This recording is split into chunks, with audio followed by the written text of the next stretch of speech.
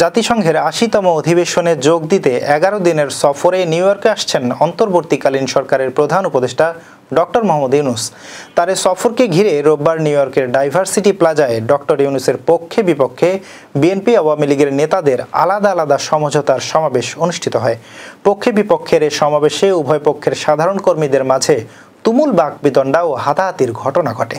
London থেকে আগত বিএনপির কেন্দ্রীয় কমিটির আন্তর্জাতিক সম্পাদক আনোয়ার হোসেন খোকন ও নিউ ইয়র্ক মহানগর আওয়ামী লীগের সাধারণ সম্পাদক এমদাদ চৌধুরীর সমঝোতার ভিত্তিতে ডাইভার্সিটি প্লাজায় ডক্টর ইউনূসের আগমন উপলক্ষে পক্ষে বিপক্ষে এই সমাবেশ আয়োজন করা হয়। যদিও এর আগে নিউ ইয়র্কে ডক্টর ইউনূসকে প্রতিহত করার ঘোষণা দেয় যুক্তরাষ্ট্র আওয়ামী লীগ।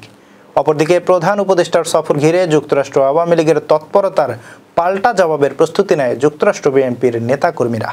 সফরসূচি অনুযায়ী ডক্টর ইউনূস ২২ সেপ্টেম্বর নিউ ইয়র্কে পৌঁছাবেন এবং ২৬ সেপ্টেম্বর সাধারণ পরিষদের অধিবেশনে ভাষণ দেবেন। এরপর ২ অক্টোবর তার দেশে ফেরার কথা রয়েছে।